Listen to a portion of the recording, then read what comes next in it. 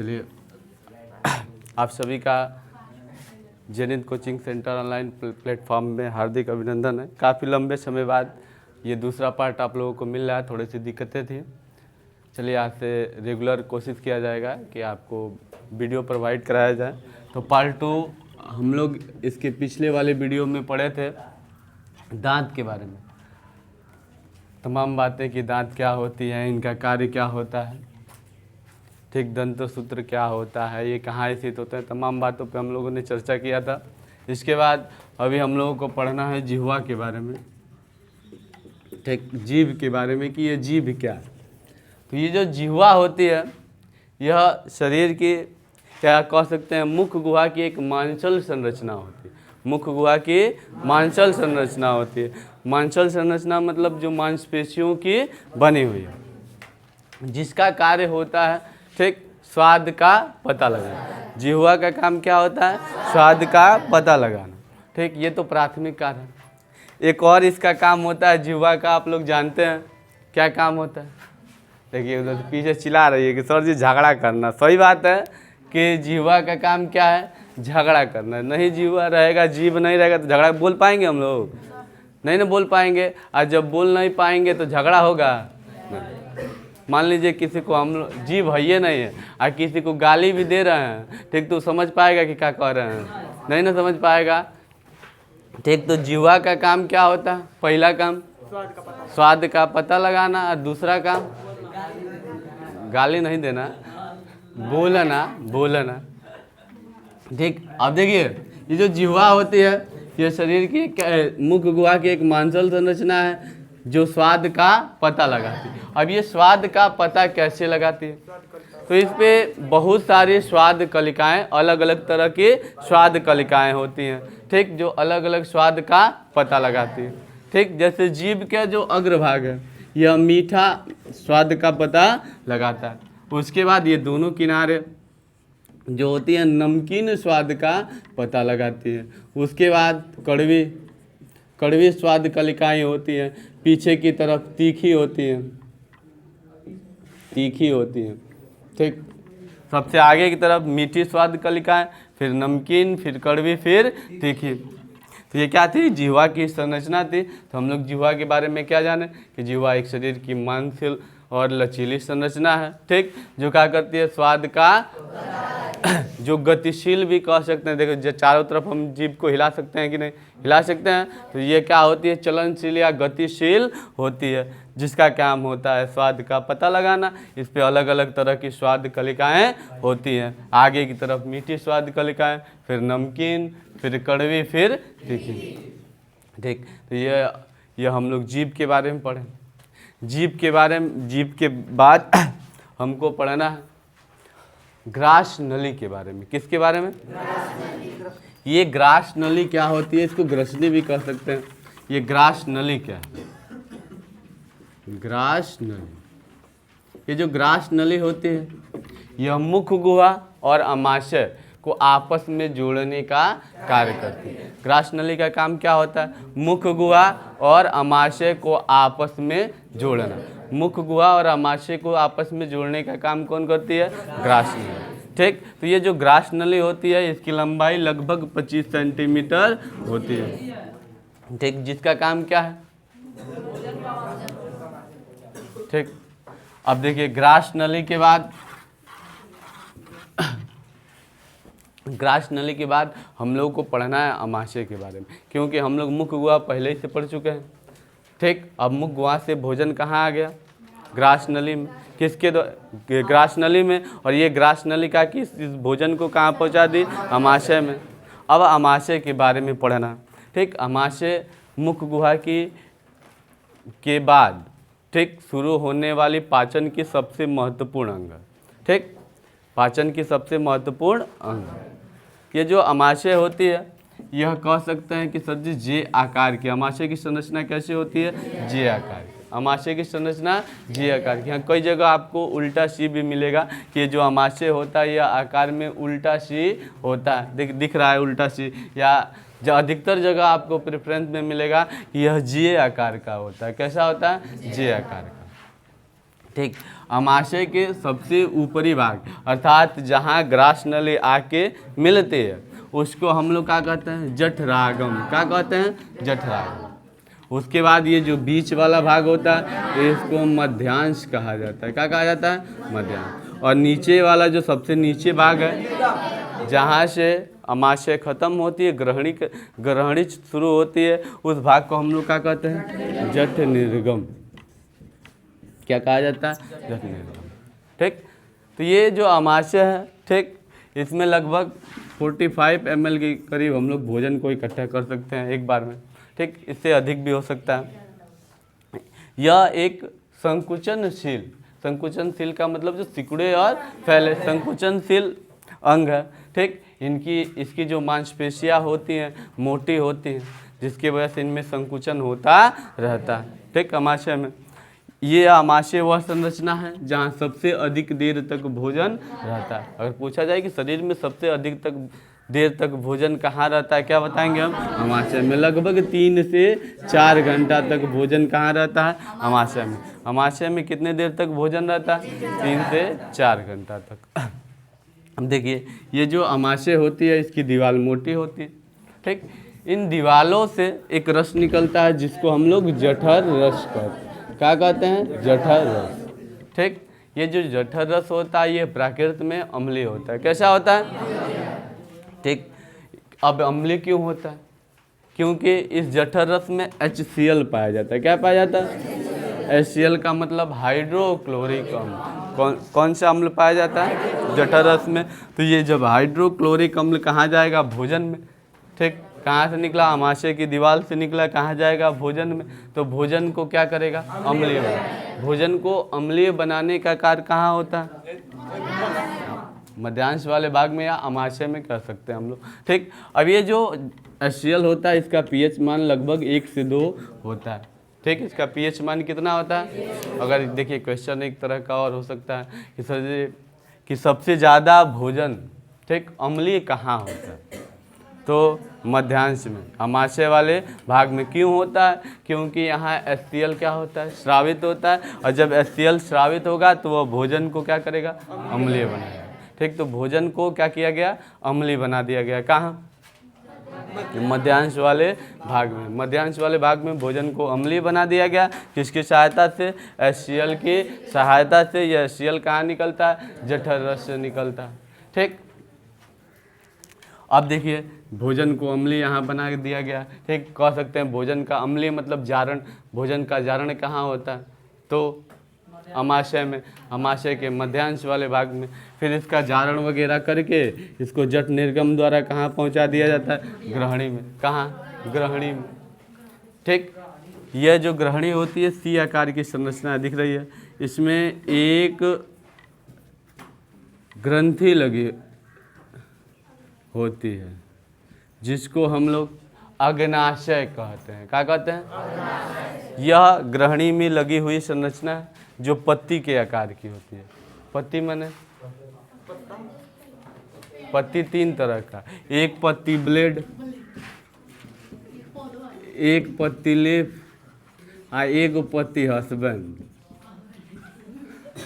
तो ये कौन सी पत्ती है, हाई ब्लेड वाले, नीचे वाला, अबे नालायक, नीचे वाला हस्बैंड की तरह दिख रहा है। ये बीच वाला लीफ की तरह, अच्छा लीफ है, पता ही है। तो ये कैसा होता है, लीफ की संरचना का होता है, पत्ती के आकार का होता है। ठीक है, अब ये देखिए शरीर की सबसे बड़ी मिक्स ग्रंथि, शरीर की क्या है, सबसे बड़ी मिक्स ग्रंथि। ग्रंथियों के बारे में तो हम लोग जानते हैं, लेकिन ये मिक्स ग्रंथि क्या है। ठीक, मिक्स ग्रंथियाँ किसको कहते हैं, तो समांतर जो ग्रंथियाँ होती हैं, ठीक, यह 3 प्रकार की, एक अंतःस्रावी ग्रंथियाँ, बाह्यस्रावी ग्रंथियाँ और मिश्रित ग्रंथियाँ अर्थात मिक्स ग्रंथियाँ। तो सबसे पहले अंतःस्रावी ग्रंथियाँ किसे कहते हैं, तो ये जो अंतःस्रावी ग्रंथियाँ होती हैं यह अपना स्राव रुधिर के अंदर छोड़ती हैं। अंतःस्रावी, इसका नाम ही क्या है, अंतःस्रावी, जिसका स्राव कहाँ हो, अंदर हो, कहाँ, रुधिर के अंदर। अर्थात कह सकते हैं कि जो भी ग्रंथियां हार्मोन्स का त्याग करती हैं उनको अंतःस्रावी ग्रंथियां कहा जाता है। ठीक, इसी तरह दूसरा बाह्यस्रावी ग्रंथियां। बाह्यस्रावी ग्रंथियां कौन सी हैं? जो अपना स्राव रुधिर के बाहर छोड़ते हैं। जो अपना स्राव कहाँ छोड़े? रुधिर के बाहर, तो उसको क्या कहते हैं? बाह्यस्रावी ग्रंथियां। और अर्थात यह भी कह सकते हैं कि जो ग्रंथियां एंजाइम्स का त्याग करती हैं उन्हें क्या कहेंगे? बाह्यस्रावी। और जो हार्मोन्स का त्याग करती हैं उसको अंतःस्रावी। और ये जो दोनों त्याग करे, हार्मोन्स और एंजाइम्स दोनों का त्याग करे, उसको क्या कहेंगे? मिश्रित ग्रंथि। मिश्रित ग्रंथियां किसको कहते हैं? जो हार्मोन्स और एंजाइम्स दोनों का स्राव करे। अर्थात ये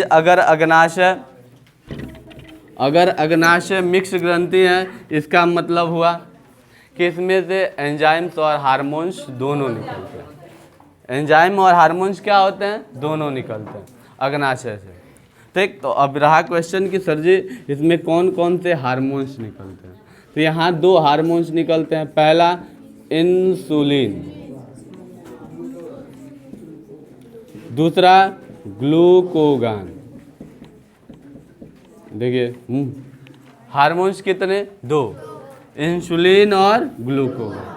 एंजाइम्स कितने निकलते हैं? 3, ट्रिप्सिन, एमाइलेज और लाइपेज। ठीक, कौन कौन से? ट्रिप्सिन, एमाइलेज और लाइपेज। 3 एंजाइम्स। ठीक, और हार्मोन्स कितने? इसके अतिरिक्त एक रस भी निकलता है जिसको हम लोग अग्नाशयी रस कहते हैं। क्या कहते हैं? अग्नाशयी रस। क्या कहा जाता है? अग्नाशयी रस। ठीक, अब एक एक करके सबके बारे में पढ़ेंगे। ये जो इंसुलिन होता है, सबसे पहले इंसुलिन के बारे में काफ़ी रोचक, आपके लिए काफ़ी महत्वपूर्ण, परीक्षाओं में कई बार पूछा हुआ क्वेश्चन, लगभग हर साल क्वेश्चन पूछा जाता है कि ये इंसुलिन क्या है, इंसुलिन क्या है, इसका काम क्या है, क्या करता है, तमाम क्वेश्चन इंसुलिन से पूछे जाते हैं। तो यह जो इंसुलिन है इसका काम होता है रुधिर में, रुधिर अर्थात खून में। ठीक, रुधिर में ग्लूकोज की मात्रा को नियंत्रित करना। ग्लूकोज की मात्रा को नियंत्रित करना कौन करता है? इंसुलिन। इंसुलिन का काम होता है रुधिर में ग्लूकोज की मात्रा को नियंत्रित करना। अब रहा क्वेश्चन कि सर जी इंसुलिन ना हो तो क्या होगा? इंसुलिन ना हो तो क्या होगा? तो शरीर में क्या, अर्थात रुधिर में ग्लूकोज की मात्रा नियंत्रित नहीं होगी। जब रुधिर में ग्लूकोज की मात्रा नियंत्रित नहीं होगी तो शरीर में क्या होगा? ग्लूकोज की मात्रा बढ़ जाएगी, जिससे मधुमेह नामक रोग उत्पन्न हो, अर्थात उसको आप लोग डायबिटीज, शुगर, तमाम तरह के नाम है उसका। तो अगर पूछा जाए डायबिटीज का मुख्य कारण क्या है, तो इंसुलिन की मात्रा क्या होना? कम हो जाना। और जब मात्रा कम हो जाएगा तो ग्लूकोज की मात्रा रुधिर में क्या हो जाएगी?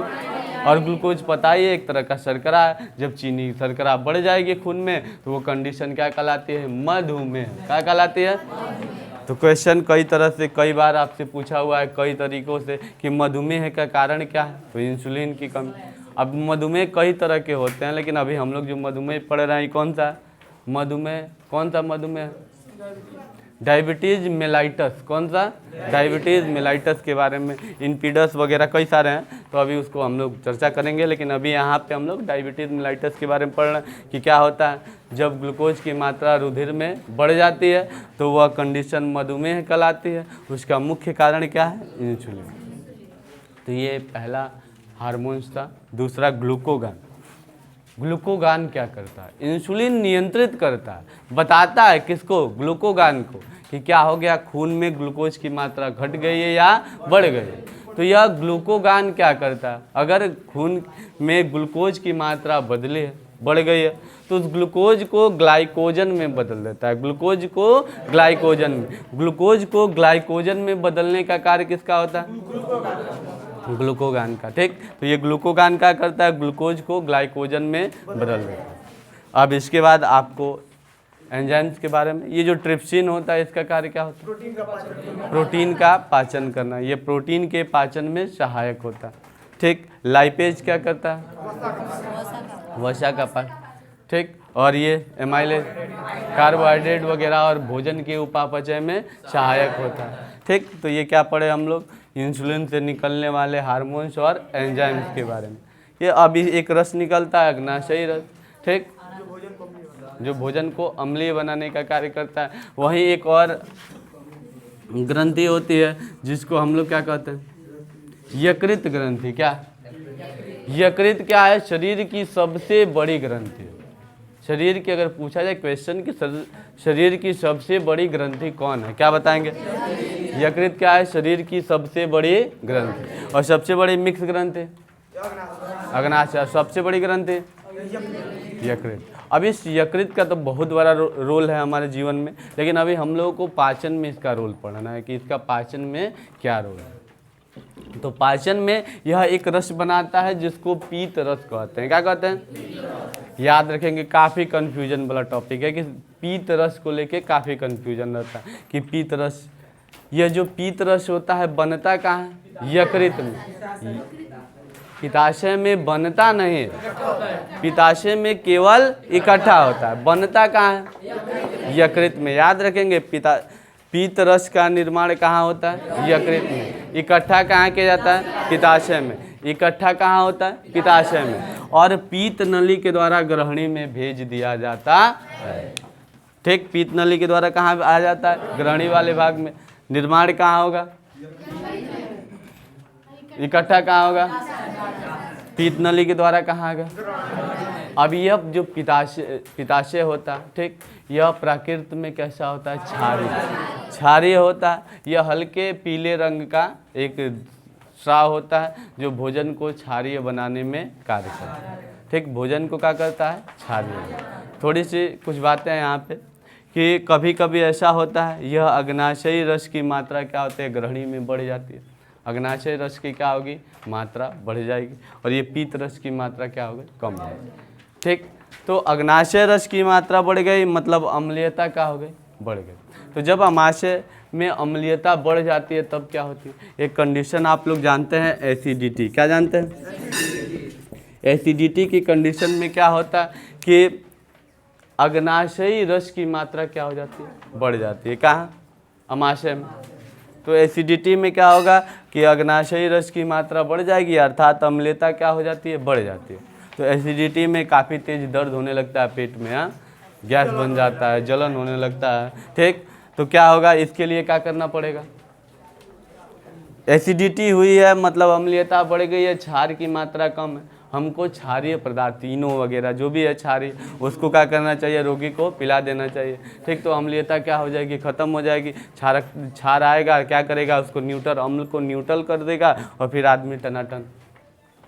अब वही कंडीशन अगर क्या हुआ? अग्नाशयी रस की मात्रा कम हो गई और पीत रस की मात्रा क्या हो गई? अधिक हो गई। तो जब पीत रस की मात्रा क्या हो जाएगी? अधिक हो जाएगी। तो तब क्या होगा? कड़वी ढकारें आने लगती हैं, ठीक। अपच हो जाएगा, भोजन पचेगा नहीं, कड़वी ढकारें आने लगेंगी, तमाम बातें हैं। तो उसमें हमको क्या करना चाहिए? अम्लीय पदार्थ मतलब अम्लीय पदार्थ मतलब देखिए पीछे से कह रहा है सर जी तेजाब पिला दीजिए, तेजाब पिला दो गटई वटई जल जाए, हाँ नहीं, क्या पिलाएंगे? नींबू पानी। क्या पिलाएंगे? नींबू पानी पिला देंगे तो क्या होगी? अम्लीयता फिर न्यूट्रल हो जाएगी, ठीक। और क्या हो जाएगा? आदमी टना। चलिए इसके बाद हम लोग अगली वीडियो में इसके बाद अमाशय के बारे में पढ़ चुके हैं, छोटी आंत के बारे में, बड़ी आंत के बारे में कोशिश किया जाएगा कि उस पार्ट में इस मानव में पोषण को समाप्त कर दिया जाए, ठीक है। धन्यवाद।